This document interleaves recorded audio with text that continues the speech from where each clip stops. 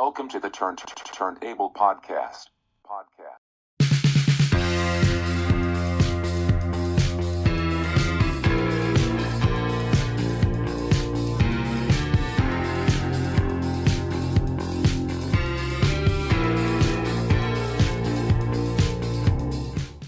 Welcome. I guess my first question for you is, your biography states that you began listening to rock and roll records as a young kid. What records were some of your favorites to listen to? Well, I mean, I was actually born in Ottawa, and then I moved across Canada when I was 6 years old. And my dad and I listened to the classic rock radio, and it was like all like, jukebox, oldies, Beach Boys, Beatles. That was kind of like the early years of my life. And then there was a big chunk of time where I didn't really even know rock and roll existed because, I'm a little bit long in the tooth. So like in the 90s, it was all about, boy bands and hip hop and gangster rap and, music that I didn't really identify with. So it wasn't until I was 16 working in a kitchen that I kind of rediscovered rock and roll. And that was sort of my kind of, official introduction, if you will. And I bought a guitar, and it was like a long lost friend being kind of,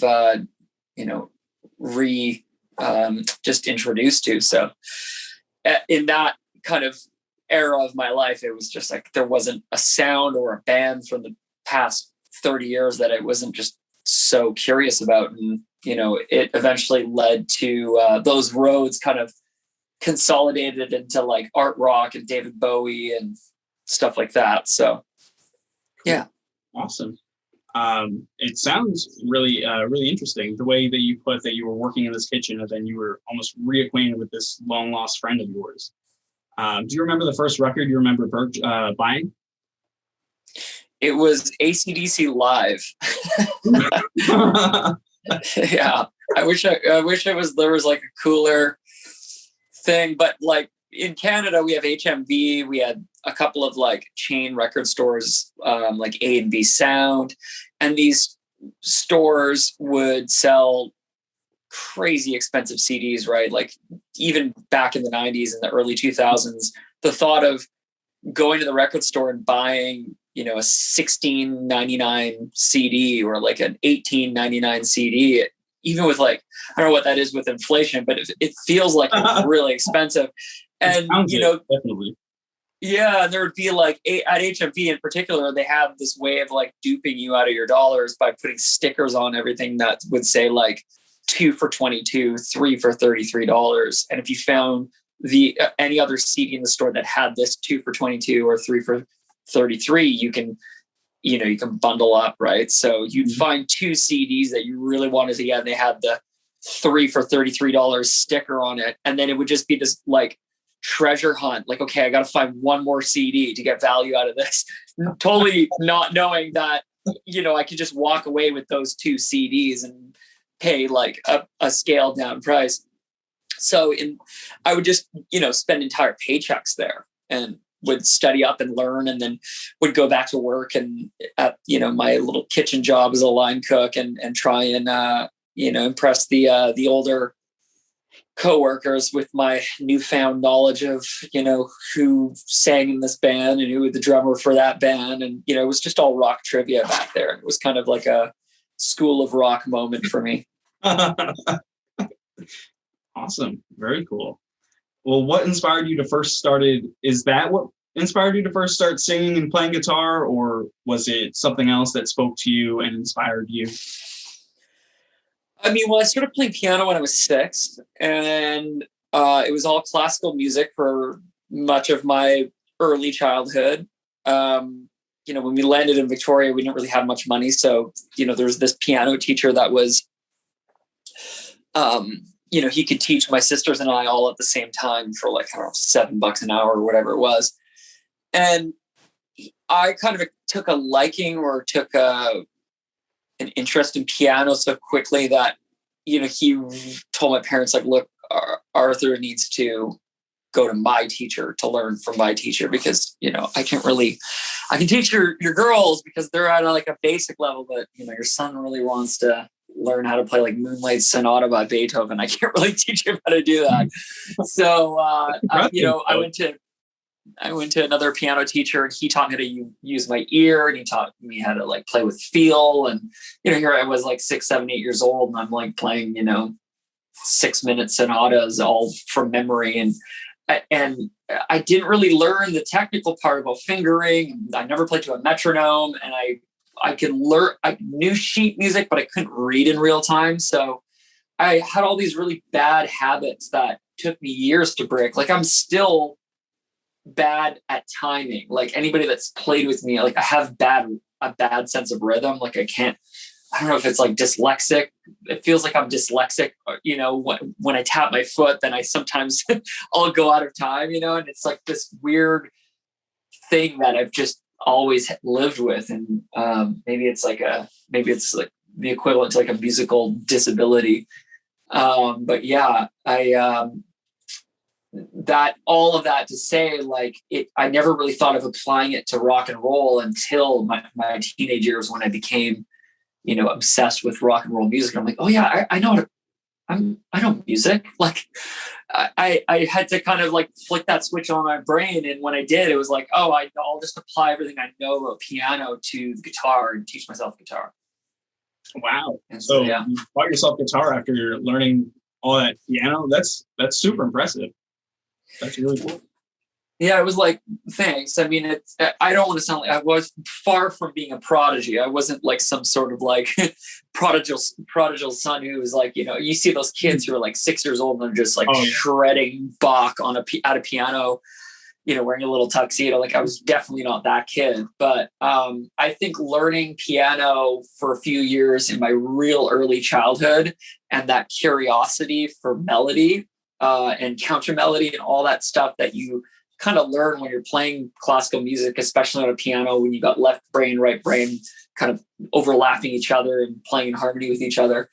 And then years later, like 10 years later, here I am like learning a new instrument. It didn't feel so daunting, other than just my fingers hurt like hell, which happens when you're learning, guitar, your fingers hurt like hell. So definitely, I definitely get that. Well, on May 20th, you tweeted, 5 years ago, I was born, ... And then you had a subsequent picture of a poster that was used to promote your first show. How do you think you've grown as an artist since performing your first show? Well, that first show in Vancouver on May 20th, I'd spent a couple of years leading up to that writing and recording in gradual earnestness. Like I wasn't trying to write a record and start a band. I kind of had done that in my 20s and I'd abandoned it. I totally left the music industry and moved away. And then as I was kind of living in this weird island exile, I decided to start writing music just to kind of cure my depression, I guess. And it gradually got more and more involved and more serious. And next thing you know, I put a band together to at least promote this collection of songs that I had just gone into the studio to record. And that batch of songs was called Day Fevers. And I hadn't really thought about what I wanted to look like. But that first show, I think I had a spiky hair and I was wearing a suit. Like I didn't look like the Art Deco version that you see, the glammed up kind of new romantic lipstick and bob hair. Yeah. And so but that one show is very profound in the sense that once I got that taste, there was like a little bit of blood in the water, and I was like, ooh, that I have that itch now, and it's further kind of, excited me, and I gotta chase the thing now. And so, yeah, I say I was born because it was like, that was sort of the big bang for Art Deco, but it had started to really kind of like stew and percolate a few years even leading up to that. Huh. Do you remember the band name that you were in before you became Art Deco? There's a bunch of them. I mean, we don't need to talk about that. Gotcha. Yeah. Well, what advice would you have given yourself 5 years ago?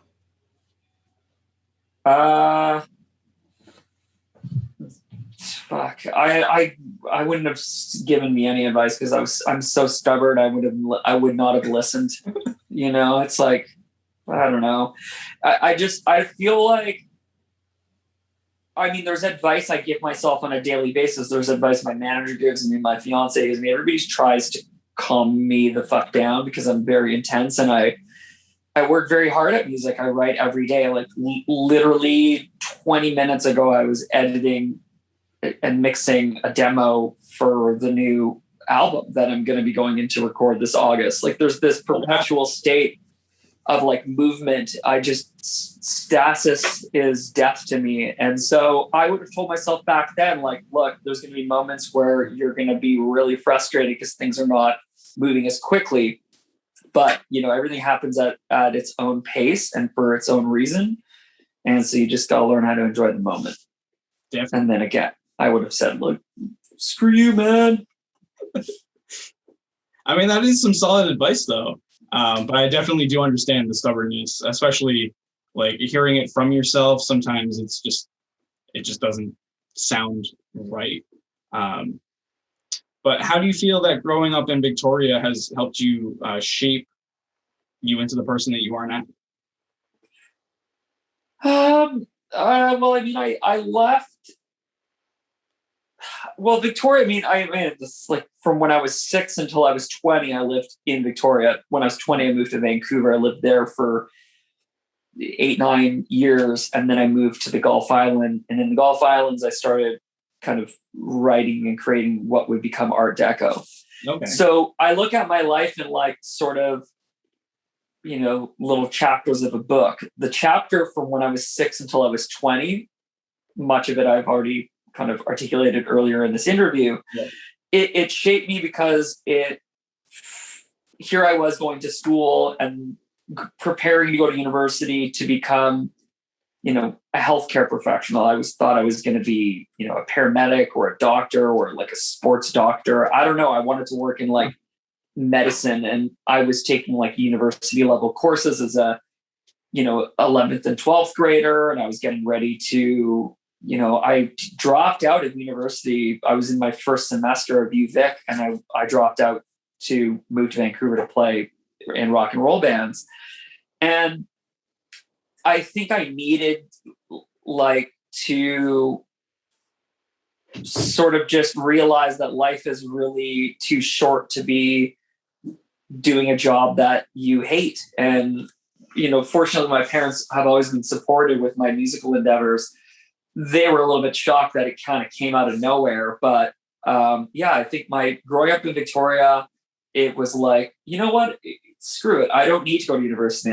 If anything, I'll go to music school. You know, why would I go to university to become a doctor just because living in a small town has trained me to think that nothing extraordinary is possible? Like, screw that. I'm going to go and try and live the life I want to live. So I don't know if I would have tried to, you know, overachieve had I lived in a bigger city, because I don't know. I've talked to people who've grown up in like New York's or Chicago's or London's, and you're just surrounded by extraordinary things all the time. So I don't know how that would have shaped me as a musician had I, you know, lived anywhere other than where I grew up, you know?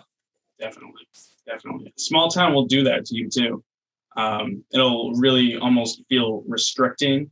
And then when you finally break away from that, it almost feels like 100 times better than anything else in the world. So I definitely get that. How did you come across the name Art Deco? Is that a play on words for Art Decor, or? Well, Art is my real name. Mm-hmm. Deco is, I mean, people would always joke like Art Deco, DJ Art Deco. The spelling of Deco was just my way to kind of differentiate from the architectural fad from the 19 whatevers. So it's kind of a nickname, and then just the spelling, it definitely confuses some people because they want to pronounce it Eco, and some Italians are like, wait, is that, an homage to Umberto Eco? And are you of the Echo? Like, it is not proper English, the use of that cheeky apostrophe, but I take, poetic license, I guess. Very cool. Very cool. Your unique androgynous look and music are clearly representative of your freedom of expression. Have you always felt this freedom of expression? I don't know. I think not really. Like, my musical influences, such as, the obvious ones, like the Bowie and the Roxy Music and the T-Rex and that kind of 70s British glam thing. Mm-hmm. But there's also like how they influenced 10 years later, the New Romantics, the New Wave, and the Blitz Kids, and London, and androgyny, and sort of stripping the masculinity out of rock and roll. Like, I love heavy, loud guitars and blaring horns and weird analog synthesizers, and but I also love like pretty acoustic kind of chill vibes and all of this dynamic range that you get in really good rock and roll. I feel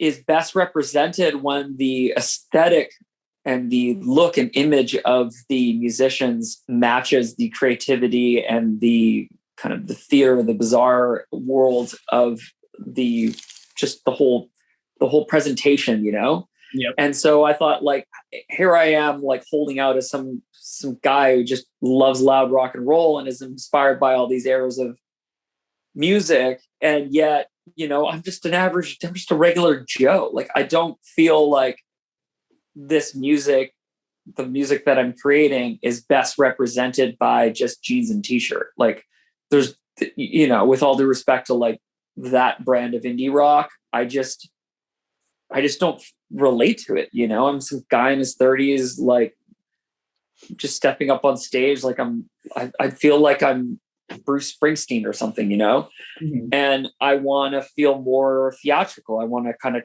be more just outrageous. And I don't know, that was just like my attempt at sort of better serving where I'm coming from, and where I'm going from here, I don't know. But I like kind of keeping the audience surprised and on their toes. Definitely. And it seems like your look has evolved since your first album onto what it is now. Was that intentional? Like, what, for like Trespasser to in standard definition? Yep. So it looked like your bangs grew a little bit longer. You got a little rosier in the cheeks. Right. I mean, it has changed slightly. I'm kind of playing with some new looks right now. I don't know if I'll get to play any shows this year. Hopefully the next time I get to play some shows, it will, when the band gets kind of put back together and we sort of glue all the pieces into place. Deco 3.0 is a further progression from the last two iterations. So as of right now, there's no future tour schedule or anything at all? Well, there's going to be lots of touring and lots of shows. It's just with COVID, my bass player just got his first shot yesterday. We don't really know in Canada when our second shots are going to be. Oh. Allegedly, things are still pretty, I don't want to say locked down, but in BC, they just announced like a plan to reopen things. And a lot of people are skeptical whether we'll even hit those dates. But as of September moving forward, we should be okay to start touring again and definitely playing shows in Canada indoors. But in terms of like getting to the States and getting to Europe, those things need to be booked like so far in advance with visas and yada, yada, yada. So I think that we're cautious about booking any fall shows in the States, but definitely 2022 is going to be a busy year for shows. And who knows, maybe we'll make our way through Rhode Island. That would be pretty cool. Home of the movie Me, Myself, and Irene, right? Yep. Wow. You did your research, huh? Well, I mean, I remember seeing that show and remembering it taking place very oddly in Rhode Island. Is that like the claim to fame of Rhode Island? Has there been any other like famous movies? Well, The Conjuring was filmed around, like, in the outskirts of Rhode Island. And then we also have a vampire that was supposedly buried here. But that's about it. Not too much. Crazy. What else? So you don't feel like the wig, the costume are an extension of yourself. You feel more like this is a rock and roll, I don't want to say like figure, but this is who I want to present when I'm making music. Is that correct? No. I mean, so it's like, have you seen The Mask with Jim Carrey? Of course. So when he puts on the mask, when anybody puts on the mask, do you remember what happens? They kind of spin out and go like crazy. Wild. Yeah, of course. And then they turn into a sort of heightened, I don't want to say caricature, but it embellishes areas of one's personality. So if you're really evil on the inside, you put on the mask, you turn into like an evil asshole. If you're like kind of silly and goofy like Jim Carrey was, you would turn, or Stanley Ipkiss, I think his character was, you would turn into like this kind of like comic book character, right? Mm-hmm. And I feel like that the stage persona, I mean, you're getting me on like a really chill Sunday. I just had a coffee. I'm sitting on my couch.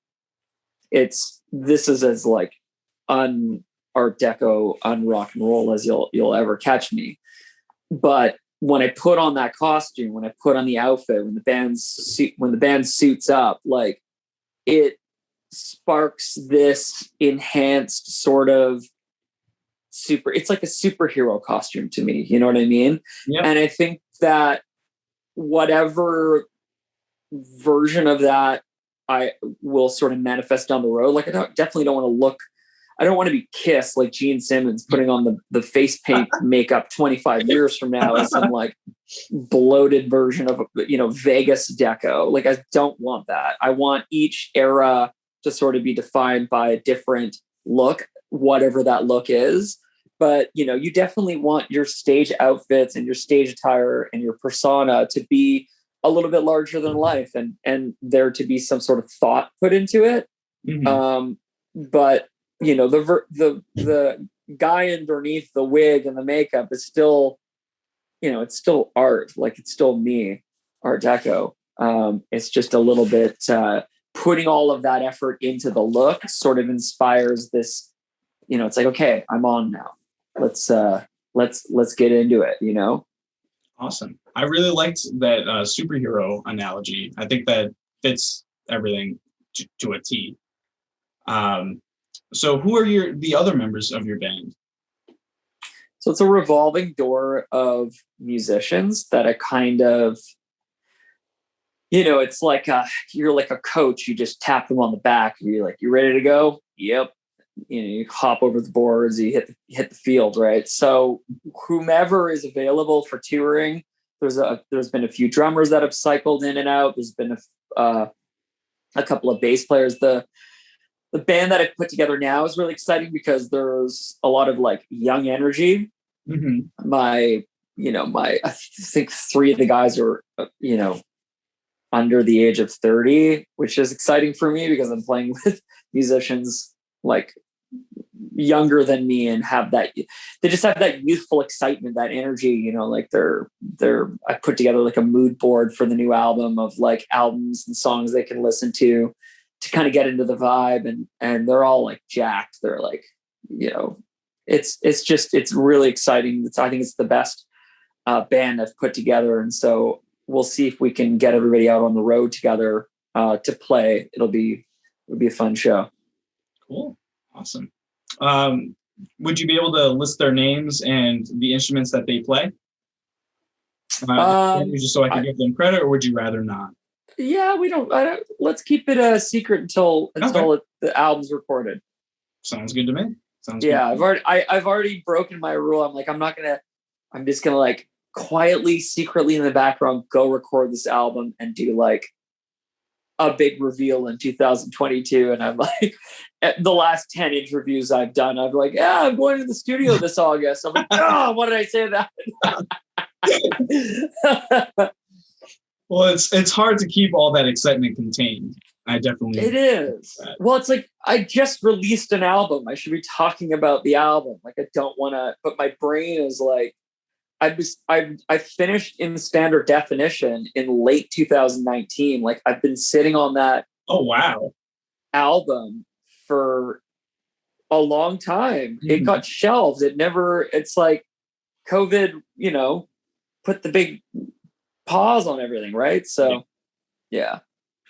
Wow. I mean, that's like immediately after your last album too. So you're literally on a roll. You went from Transformer to in standard definition, and then the future album. Yeah, you just keep going. You said Transformer as a Freudian slip. I love Transformer Lou Reed, but it was Trespasser. Yeah, Trespasser. I'm so sorry. But all good. I mean, I was like kind of nicked that album title. So Slider, Transformer. Yeah, there's something about an just like the flow of syllables. Side note, Trespasser, I was living in the Gulf Islands. I would go on jogs in the mountains because it's like very, very like it's just this sort of, it's beautiful. It's like this mystical kind of like gray, foggy, really green, moist atmosphere. It's a rainforest, but it's like, cold and rainy all the time rainforest. And I go to these like long jogs and there'd be like no trespassing signs like everywhere. And it was kind of funny because it's like, you motherfucker, like, who cares? I'm just a jogger. Like, why are you putting up no trespassing signs like 100 acres from your front door? It's not like you've got like cattle grazing here. It's like Rocky Mountain chip trails, Yep.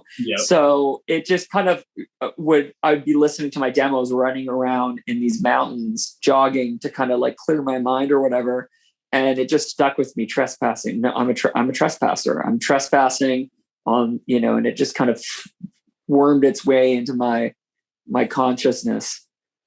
I love that, especially as someone who also goes for runs and, I've seen like no trespassing signs, and I do definitely feel like, oh, I am a trespasser. Like when you go through that area, so that is very cool. That's awesome. Well, I've heard that in standard definition has been referred to as almost a mirror on pop culture. Do you feel the same way, or do you feel like it's maybe something else? Who said that? No, it's a concept album. It's about entertainment. Mm-hmm. Told by entertainers, about entertainers, how people enjoy entertainment. And look, like for the record, I don't have a bone to pick with people staring at their screens all day. I do it too. It's totally fine. I just think that I find it fascinating that we feel so close to these celebrities, to these entertainers who are complete strangers, and sometimes often hollowed out and shallow feeling themselves and depressed and have their own issues and their own, trials and tribulations to deal with. And here we are like celebrating them, this kind of, candy coated version of them that we see on screen, and we celebrate it and it makes us feel good. And it's like fascinating to me. So I wanted to write songs from that perspective, from like, the down and out sort of entertainer that's being squeezed out of Hollywood and forced into retirement. And, also from the perspective of people just flicking through channels on the TV and, And then a bunch of the songs in the album didn't really fit into column A nor B, but they sort of played out like movie scripts in my head. Like they could be the TV shows that are on this sort of UHF Art Deco standard definition world that I was trying to create. And so it was just having fun with it. And I've read some like pretty interesting hot takes on, here's another album, concept album about movie watching and stuff. And it's like totally missing the point, Yeah.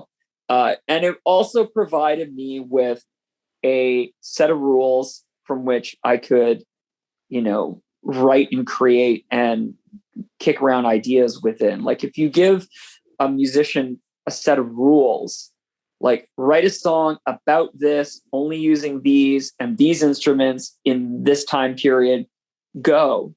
And you light a fire on that creativity, and you're like, okay, let me think. It's like a Rubik's Cube to a riddle, a puzzle to solve.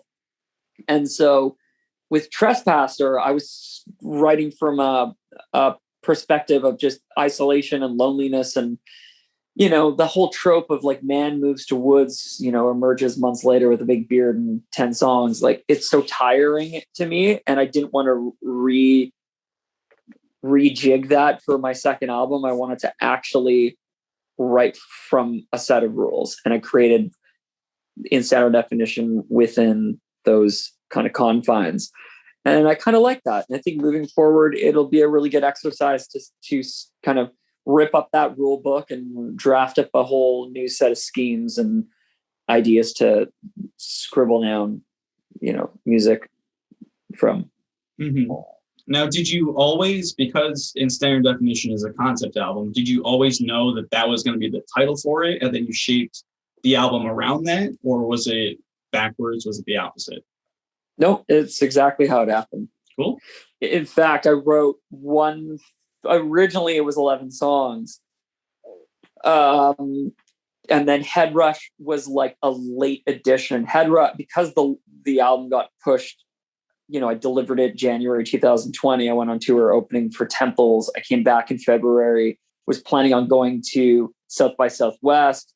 The label was already starting to, get the vinyl manufactured and stuff like that. And then, whoa, South by Southwest is canceled. Oh shit, everything's canceled.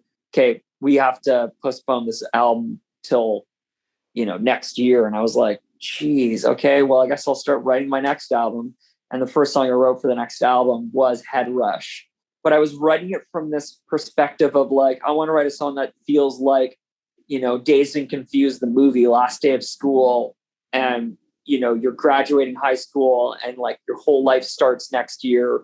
And this is the last summer where you're, a kid, and you're just going through that, like the motions of, riding your bike to the baseball park and, like shotgunning a beer behind the movie theater and, having crushes. And, it's like that kind of feeling of nostalgia and youthful exuberance and all that stuff. I wanted to write like that movie script, but in song form. Mm-hmm. And I sent it to the label, and they're like, oh, well, this should just go on in standard definition because it's your catchiest song, and we'll push it to radio. And I was like, all right. So it's like it fit the rule book because I was probably still trying to shed that thinking. But it is weird that, the album had COVID happened. I don't think I would have, who knows? I may not have ever have written Head Rush. It would have never have made the album. The album would have been an 11-song record without it. And who knows? We may not even be talking now. So, yeah, all that to say, I wrote the album very much in template form, kind of plugging in songs like, okay, now I need a dancing number. Now I need a song about this. Now I need a song about this, until it was completely filled up and I felt finished, with that one caveat that like 6 months later I added Head Rush. Interesting. Yeah. And Head Rush really sounds like an homage to one's past, so wild, so free, back where I want to be. Yeah, that's really cool. That's awesome. Now, just to backpedal just a little bit, you had mentioned that looking at your phones, looking at celebrities and whatnot, I mean, we all do it and stuff, but there's almost like this candy shell coating that you mentioned that I really like. How do you feel that that applies to the Instagram filter, that everybody could be Art Deco? Oh, that one. That one, well, I don't know. It's like that was just like that was just like someone at the labels like let's give you a filter. And I think that I'm not really one to really engage on social media. Like I don't really talk. I try and actually use it as little as possible, to be honest, because it's like the more you put, like I've already put myself out there. Like if you want a piece of me, just listen to my music. And when I do interviews and I get candid with guys, girls like yourself, or any interviewer rather, I just feel like that's the line that I want to just draw in the sand. And then as soon as you step over that and you start like oversharing and, engaging and like, all it takes is for one asshole to just like rip you to shreds on Twitter for no reason, just because they just are so offended by what you do. And then it will ruin your day. You know what I mean? So the Instagram filter was like a fun thing to do, but, and I don't regret doing it. I'm sure when we go on tour, it'll be fun to like see people like, get all decked up in like deco Instagram vids on their way to the concert or whatever.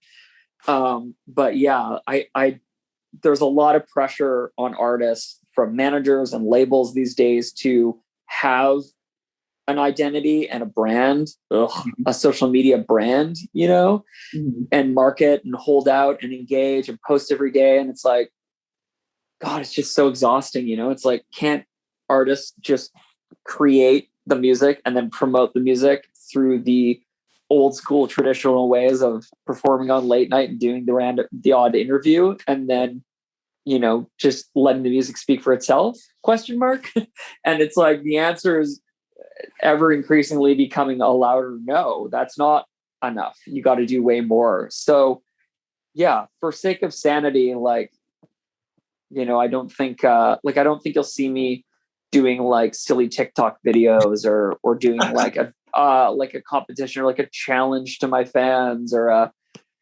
yeah. I would say that wouldn't even fit the Art Deco style of doing that. Now I like that you mentioned Twitter and just kind of like tearing you to shreds, because when you had said moronic, right, when I had said iconic, that was like, to me, I was like, oh, like, no, like, what, you're not, like, this isn't moronic. Like, it was almost like you were attacking yourself before someone else had the chance to. Yeah. I felt weird even just commenting on that, but I know that guy works for, I don't even know who that person is, but I think they're from Vancouver and they work in the music industry. And I don't know why, like, even that's exactly it. Like that was a moment where I shouldn't comment and be self-deprecating like that. But, yeah, it was like an impulsive thing. Like, just even seeing that guy, like, of course I'm not iconic. And that was very flattering that you would say that, you didn't have to shower me with such flattery. I was going to do the interview anyways. But just seeing, I mean, you could smell the level of discomfort when I read that flattery and then someone be like, as if, dude, like, I'm not the one who said it. I didn't pay you to say it either. Like, you just offered it up because you're being a nice guy. And this asshole just like decides to like, I mean, people will rip you to shreds on social media. It takes no time out of their day to do that. They're free to do it. Just go to like Metacritic or Rate Your Album or Rate My Album, like all those like Rotten Tomato type Metacritic websites where users can review albums. Just read some of the shit people say about albums that they have no business listening to. Like, if you're really into death metal, you're probably going to hate the music that I make. Why would you take 30 seconds out of your day to quickly skim through my album and then write some paragraph about how much it sucks. Yeah. Like, just I'm not out there like championing, not championing, like criticizing music I don't like. There's just no point. You know what I mean? Like, why? I don't need to yuck your yum. If you like listening to Black Midi and math rock, go listen to that music. If you like listening to Olivia Rodrigo, great, go enjoy it. If you love Art Deco, great. I feel like Twitter and social media is just such a great place, but it's also such a rotten cesspool where, like, you know, the armpit of humanity just like airs out their grievances and attacks people for no reason. And for every 100 people that love my record, all it takes is for that one rotten user review on like some random website to ruin my day. And it's like, it's just better to log off and not engage, which is the best advice artists give other artists. And yet it's so hard to put in practice because, you know, here I am doom scrolling the Twitter replies and ats. And, you know, just sometimes I just got to go, oh, I gotta log out. Definitely. And I think you captured that pretty well in one of your songs on the album about just kind of like flipping through good looks. How it's swipe around the town, you can swipe around for someone better and kind of like stuff like that.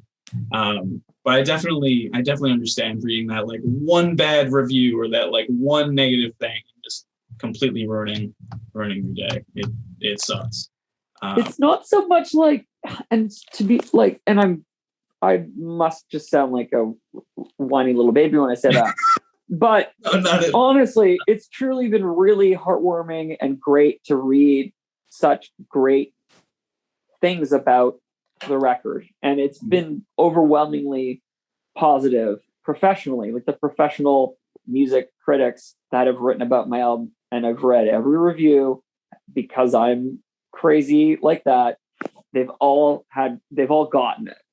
It's just the people that don't like it that go out of their way to criticize it on social media, or like I said, in like those like rate your album type rate aggregator websites are like, oh, it's just, and they're, you know, you click on their profile and it's like someone who's, you know, like got like a Confederate flag and listens to Kid Rock, and you're like, well, why are you even bothering to you know, like, just stay the fuck away from my music then. You know, like, it's clearly not for you. Anyways, not to harp on that.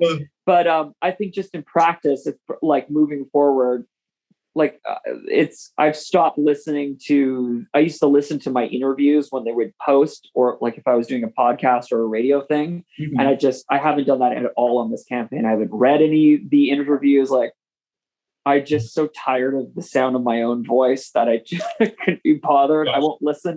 I won't read this interview, or is this like a podcast interview? Yeah, it's going to be like written. It's going to be on Apple, Spotify, YouTube, etc. Oh, Jesus. Yeah. See, I'm just like a rambling idiot. You caught me like early in my day. But yeah, I would be like unzipping my skin suit, embarrassed to read or listen to this interview. And you're a great interviewer. Don't get me wrong. It's just, you know, some questions definitely inspire a loquacious sort of like non sequitur rambling response. And I'm mortified at the thought of someone hearing me try and like paddle my way delicately through this like river of an answer, you know? I get it. So I won't take it personally if you don't, or when you don't listen to or read the podcast. That's okay. That's all right. I get it. I'm just glad that we talked about it in advance. So let's talk about a couple of the songs that are on the album really quick. So on the opening track, Desires, you sing, you know, I've got desires and they won't leave me alone. Are you referring to like a select few desires in this song, or are you kind of referring to like the desires that we all have on a day-to-day basis?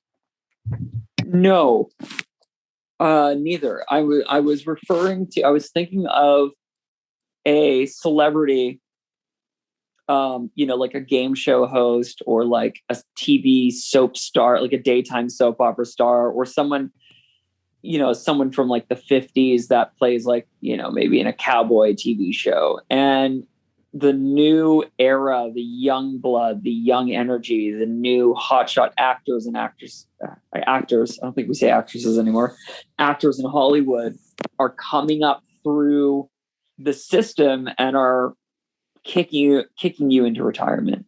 Mm-hmm. It's that age-old trope. If you've seen Tarantino, Once Upon a Time in Hollywood. Just about to bring that up. Yep, absolutely. Yeah. And I mean, it's like, it's a tale as old as time. It's James Murphy, I'm losing my edge. It's all that stuff.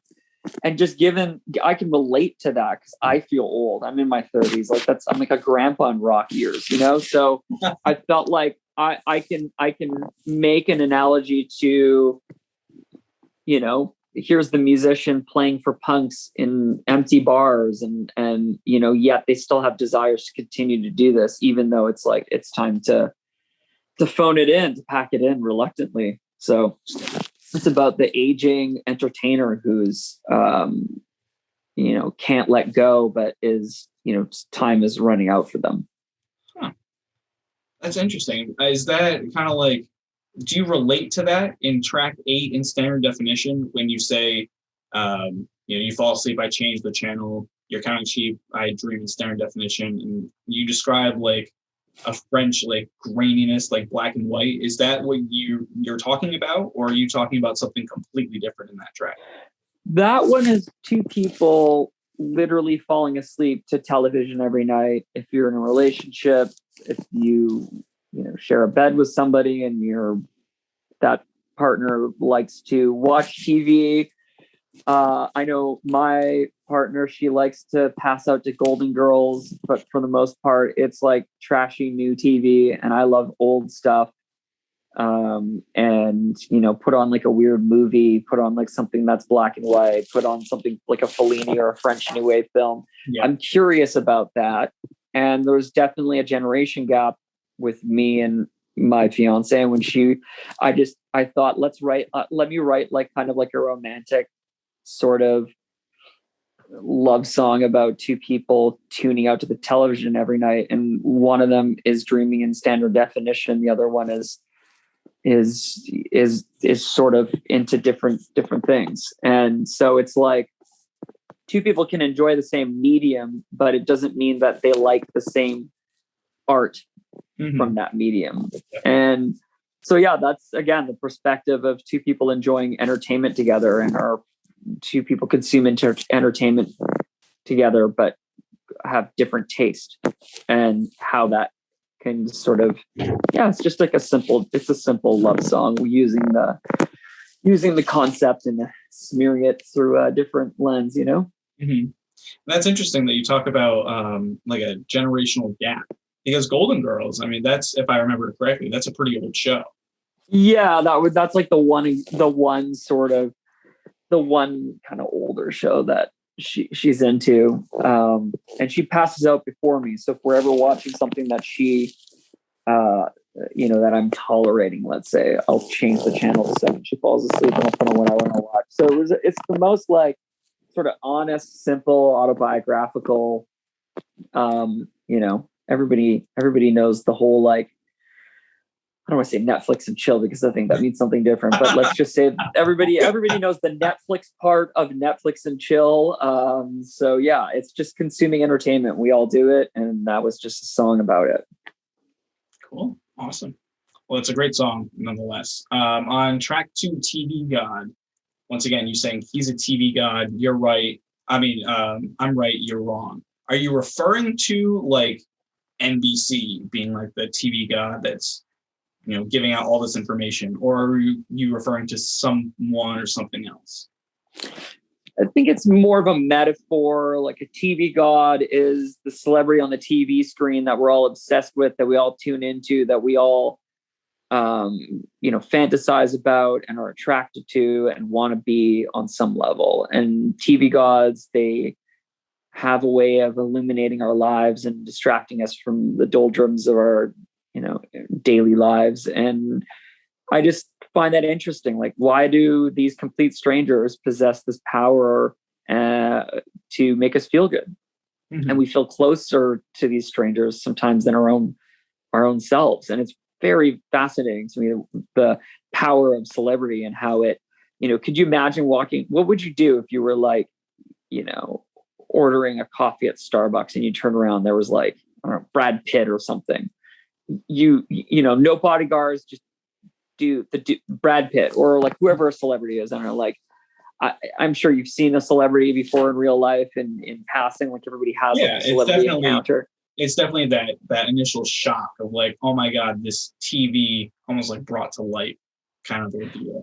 Yeah, like I walked by the dude himself, the Big Lebowski, Jeff Bridges, like years ago in Vancouver, and he was wearing a cool t-shirt and hair flowing, and my heart fluttered, like literally fluttered, like a young child seeing Mickey Mouse, and it was kind of cool. And I was like, oh my God, someone was like, the dude abides, and he's like, yeah, the dude, and he like owned it. It was so cool, like just standing at a traffic light. I'm like, fuck, the dude's beside me, And so just everybody has those kind of experiences. And I thought, like, that's the TV god. That's the power they have on us. We can't, we're sucked into this thing. There's nothing you can do about it. Mm-hmm. Do you feel like you could be, or that you are to some fans, a TV god? Like if they were to see you in real life, their heart would flutter and they'd get like, some of them maybe pass out just because they're like old time, like Beatles excitement. I mean, they need to get a grip because I'm nothing special. No. I've liked meeting my fans, and usually after shows, I'll, come out and sign some autographs or sign some records or hang out at the merch booth. Hell, I've sold probably more merch at my own shows than, and I've ran the merch booth at my own shows like many, many times, dozens, hundreds of times. And it's a very humbling experience. You get to meet people who are truly inspired by your work. And it's like the best part of the job. I don't think anybody's like really gone like too crazy. No one's been inappropriate. There's been like some, can I hug you, or can I put my arm around you when we're taking a photo? But it's been pretty chill. I don't think anybody's like gone like, yeah.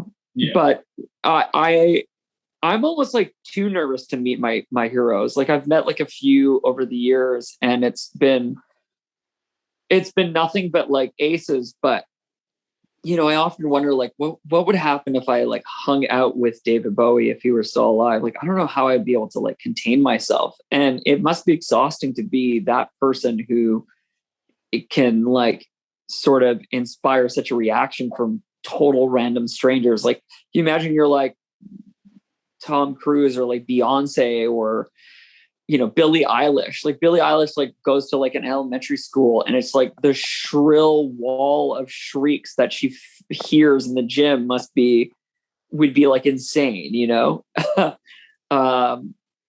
don't know where I was going with that, but yeah, it's interesting because every celebrity that kind of inspires that reaction has a celebrity crush themselves. Mm-hmm. Someone that they would feel really nervous around. Like if you ask Beyonce, like I'm sure she's got a whole laundry list of like, celeb singers, famous people that she idolized growing up that would make her heart flutter if she, were put in a room with. So it's interesting. No one's immune or kind of, we're all susceptible to this type of behavior, Mm-hmm. Definitely. We're all human, Totally. At the end of the day. At the end of the day, you and I are all human.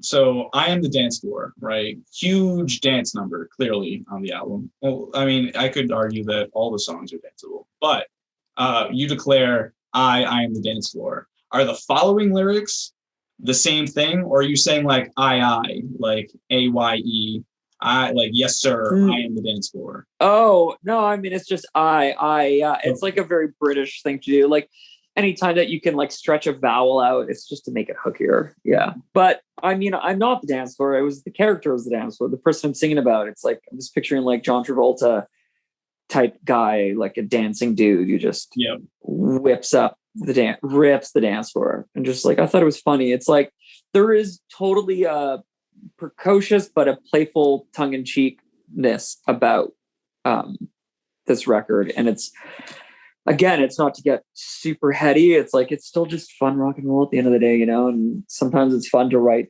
make up stories and that could play out like a movie script in your head and put it to a backbeat and sing it like a musical instead of writing it in a short story. So well, speaking of musical, I'm so glad you used that.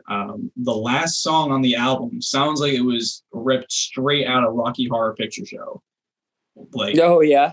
Did you get that inspiration, or was that just like a coincidence? No. Like, are you thinking of like science fiction? Yeah, exactly. That's exactly what I'm speaking. Yes. Yeah, I really like that song. I think it's the best song on that soundtrack, to be honest. No, I think I was trying to write a John Lennon like Plastic Ono Band song, to be honest. But now that you say that, yeah, I can definitely hear a little bit of that kind of intro. It just sounded like ending credits to me. That is opening credits. So I can see what you're saying. Yeah. No, I was just trying to write like a song that sounded like the curtains were coming down and everybody's, the lights are going on and everybody's like stretching their legs and, flicking the popcorn off their lap that was sitting there the whole time, and collecting your stuff and leaving and feeling satisfied. And that's kind of what that song sort of implies musically, tonally. Cool. Well, what about track 7, Channel 7 pilot season, and track 11, Channel 11 reruns? Those can be viewed as kind of like segues or intermissions on the album. Totally. What makes them important to you? Is that why you chose to include those 2 tracks on the album? Yeah, I'm a big fan of instrumentals.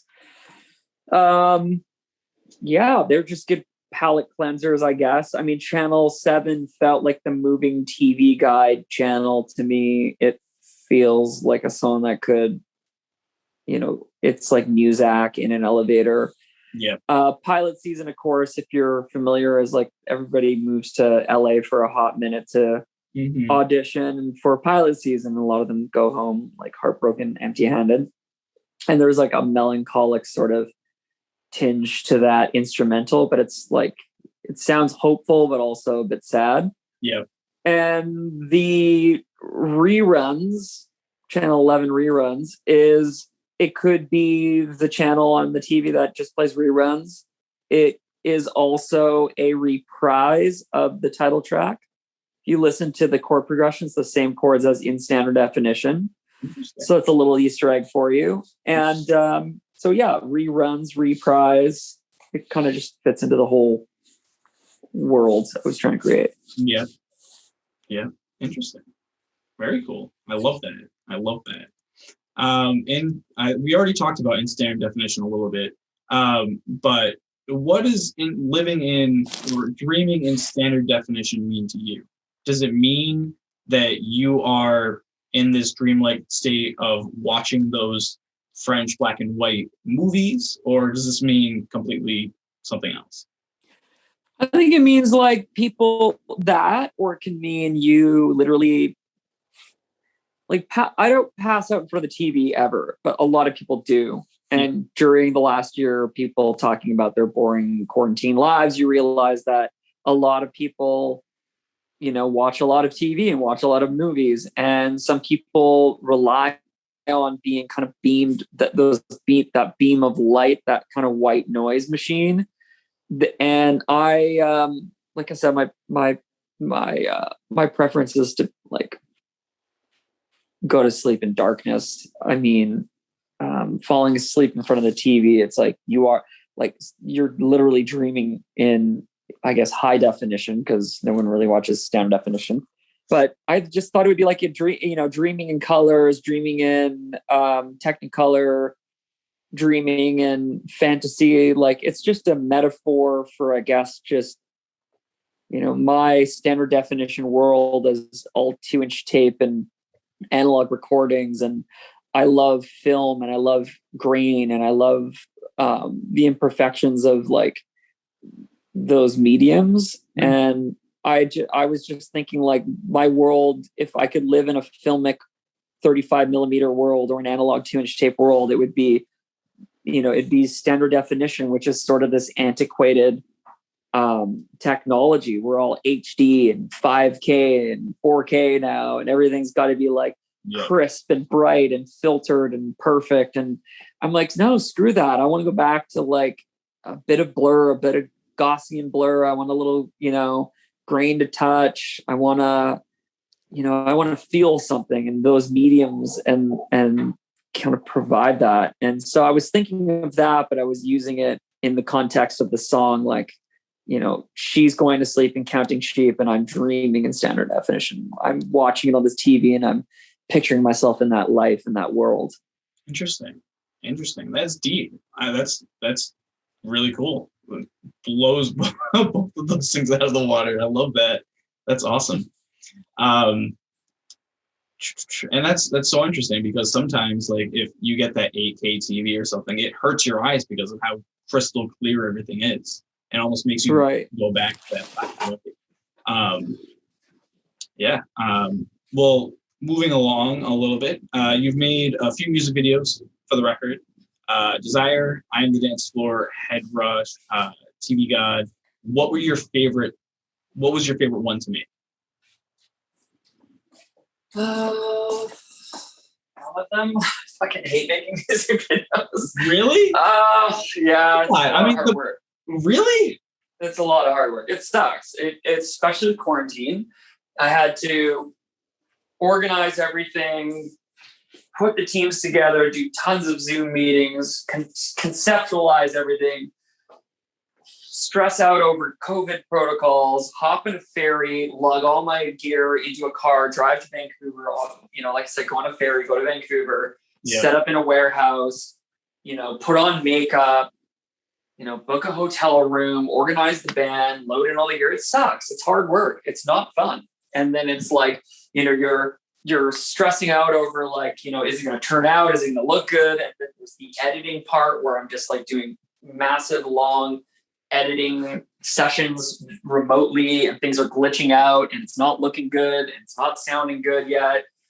Cause it's just, it's sounding fine because it's the song, but it's like nothing's working. Yeah. And then it's just like this series of incremental, gradual steps towards perfection. And then you're like, okay, now we got to grade it and color it. And finally it's done. And then you show it to a couple of people and they're like, oh, it's good. But that's like a weird thing you do there. And then you're like, okay, I'll go back. Well, yeah, you're right. I got a bit of a weird double chin there. We may as well use it. Do we have a different take at 46 between 46 and 47 seconds? Can you find a different clip? Like, oh, we don't have an alternative take of that. And you're like stuck with it now, I guess. Mm-hmm. I hate it. I don't want to do honestly, I fucking hate music videos, but we did them and they turned out the way they turned out. I mean, I think they turned out great. They look cool. They're all unique in their own way. And they're just a marketing tool to get covered in blogs and magazines. So ultimately they serve a purpose, but honestly, I would much rather just play an actual show or have a music video that I'm not in one day. But yeah. Well, I gotta give you a lot of credit. I mean, you went like you hit it out of the park with these music videos. Did you direct all of them, or did you hire the director to like put it all together and you were just kind of like the head of the whole thing? Yeah, I would say like I executive produced it, and then I worked with various teams. And the first video we did was Head Rush, and then we did TV God. Head Rush took a long time to edit, so it came out. I think it came out second. TV God was first. Mm-hmm. And then we switched teams. By the time we got to Desires, things had gotten a lot easier because I worked with branding William Fletcher and this guy named Y, who's an incredible cinematographer. We had Brandon doing editing and directing, which was great. I didn't have to micromanage the shoot like it did on the first couple as much. And in fact, by the time I got to Desires, he knocked out of the park, I think in two or three edits, but I think Headrush took 20 edits. It was really challenging video to make. Yeah, I mean, it looks challenging. I don't mean to say that it looks like a lot of work went into it to make all of those effects and everything. It came out great, but yeah, you can tell that it took a bit. Yeah. Cool. Thanks. So it's pretty safe to assume that you're not going to be making any more music videos for the record. Yeah. No. I mean, there's talks. Yeah. Let's just say yeah. But never say never. I'd like to just start playing live shows. I wish. Yeah. COVID has made shooting a live performance challenging. And by the time I could be shooting a live performance video, a live stream, a pre-taped, interesting live stream. Yep. People are going to be actually going to real shows. So I feel what's the point, Mm-hmm. We're just there's already a glut of live music being booked and tours for the fall. So, do I want to be competing with a less impressive show experience? Probably not. So yeah, that's true. Well, do you have a favorite song on the record, or do you feel kind of do you go through oh, this is my favorite song on one day, I Am the Dance Floor, favorite song on another day? I'm kind of numb to all of them, to be honest, by now. Well, yeah, I mean, I guess that makes sense because you've been sitting on it for so long. I can see that. Yeah, I'm excited to play them live, and it will. Relearning them with the band and stuff will be exciting, but right now they're all my children. I love them equally. Cool. So both the silver screen edition and the standard black variant of the album have sold out on vinyl pretty quick too. How does it feel to put out a piece of music that people were so eager to get their hands on? It's great. There's a white one coming out too, a white OB strip. So keep buying them. We'll keep pressing them, Awesome. Is there a certain variant that you'd like to see with the album? Maybe a black and white or polka dot or something like that? Yeah, I mean, I kind of wanted to keep this classic black, but Paperbag Records, the label I'm signed to, they love releasing collectible type things. So they're always, they have different colored OB strips, and they're always trying to create all sorts of little fun kind of collectible experiences. So who knows? Maybe a polka dot vinyl, maybe 180 gram vinyl, maybe a deluxe edition that's got the demos pressed on one side, kind of what Mac DeMarco did. Who knows? Cool. What other merch do you intend on releasing for the album, or is that just it? Other what? Sorry? Other merch. Is there any other merch that you're going to be releasing for the album, or is it just the vinyl? Well, it's on vinyl and CD. There's talks of cassette, which would be cool. I know some people love collecting cassettes. I personally think the medium kind of sucks. But, let's be honest. They do suck. They're clunky. They break down. They get warbled and warped. None of the new boom boxes sound good.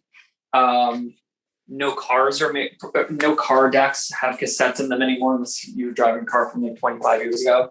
Yeah. And it's a very niche market, but they're really cheap to make. And I mean, look, it's called in standard definition. We kind of have to put it on cassette, don't we? Yeah, that's true.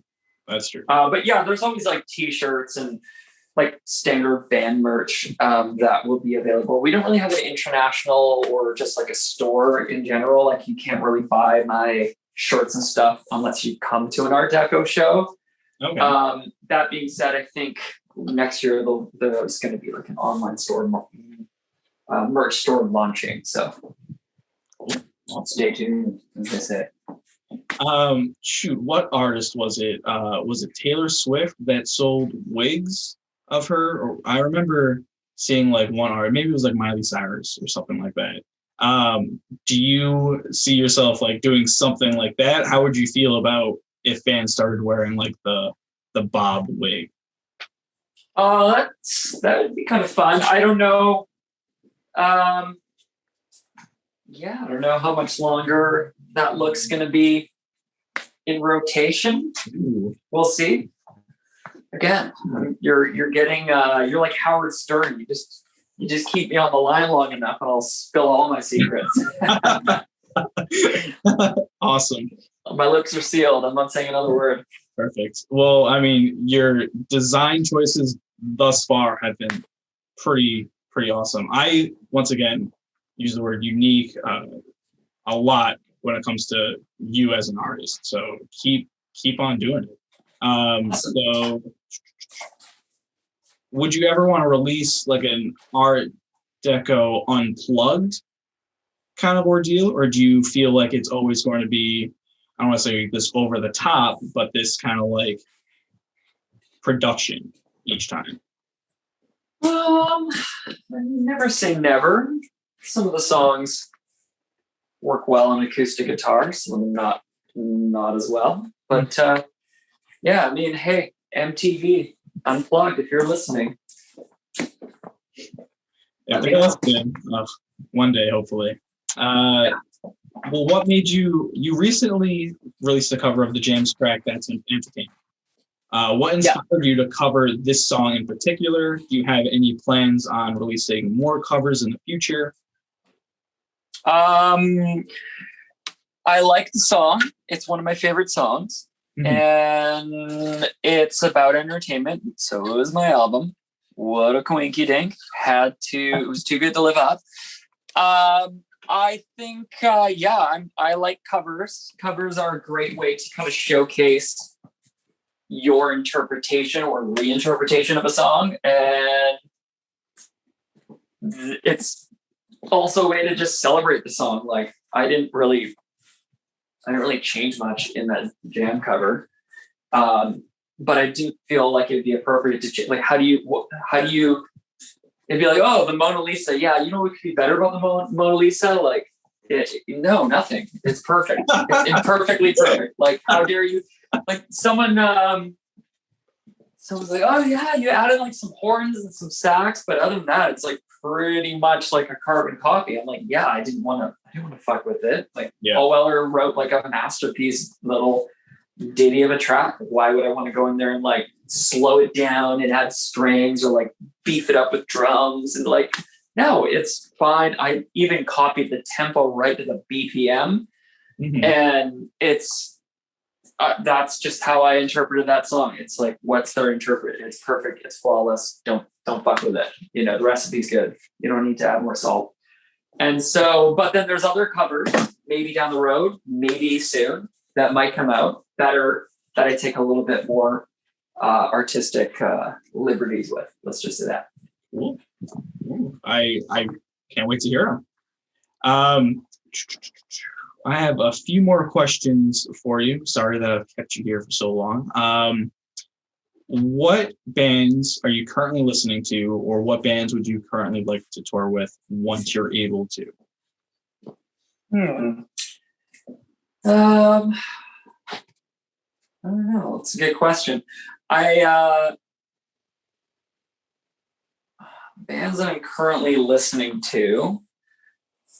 Well, there's like, it's a hard question to answer because I'm very careful with what I let into my ear holes when I'm writing and recording new music. And so there's not really much new music that I'm listening to right now, only because I'm trying to write from a very specific perspective.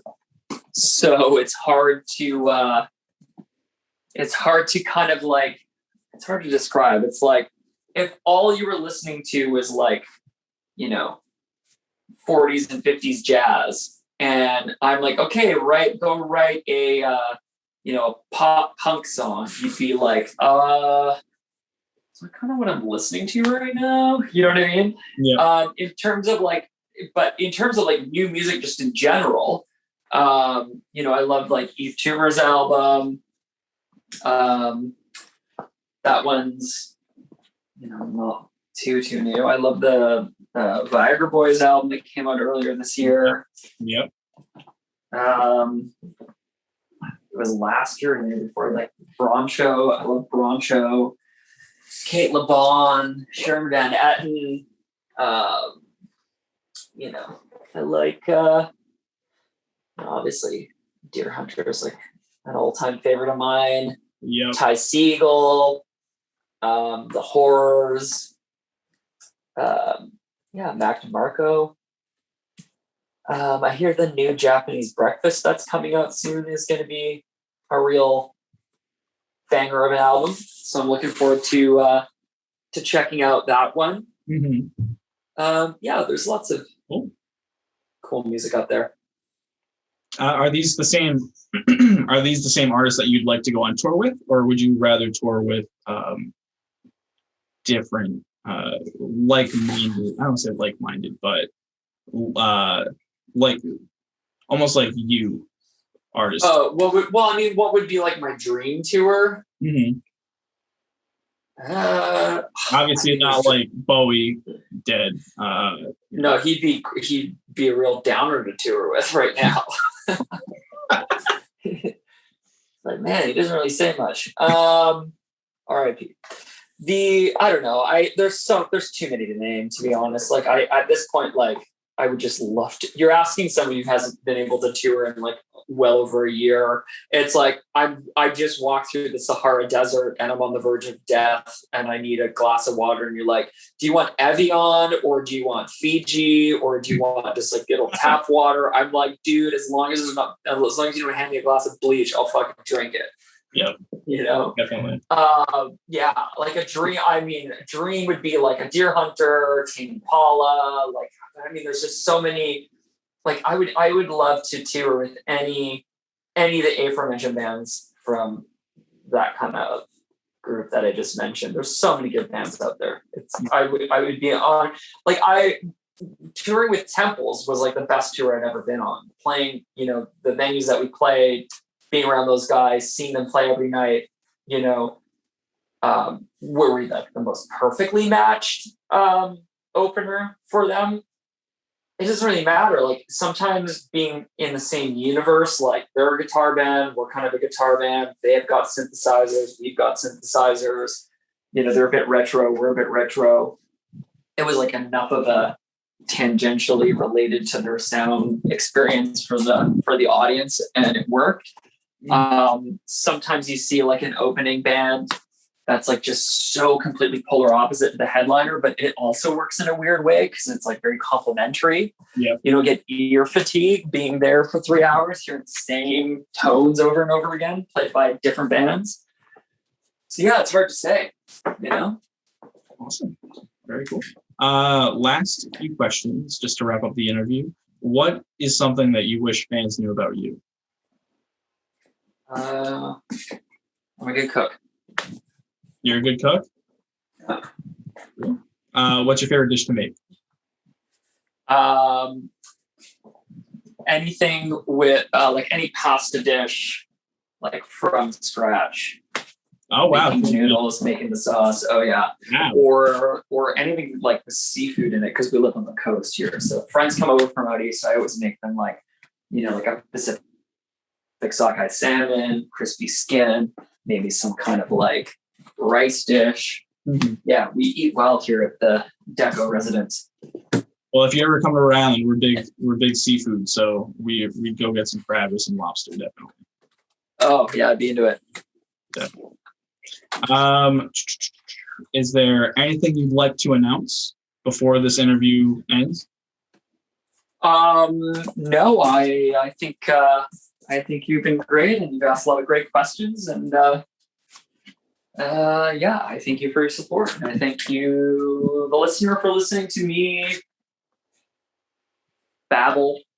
blabber on about absolutely sweet fuck nothing. Am I allowed to swear on this podcast? I hope you're not gonna have to spend a lot of time beeping this out. Do whatever you want. Like, I've never, once again, I started this podcast by saying I've never had an interview with a picture before. So, right. Okay. Yeah. Good. Awesome, man. Last question, officially. If you were, I mean, I'm glad you brought up the Sahara Desert a few minutes ago, because if you were stranded in the desert or on a deserted island, what is the album that you would need to have with you? Halcyon Digest by Deer Hunter, or wow, Here Come the Warm Jets, Brian Eno. I am super impressed not only with the answers you gave, but how quickly you delivered those answers. It usually takes like 5-10 minutes. When you know, you know. Awesome. And then, so thank you for allowing me to interview you. Thank you for taking the time out of your busy schedule. I really appreciate it. No problem. Thank you.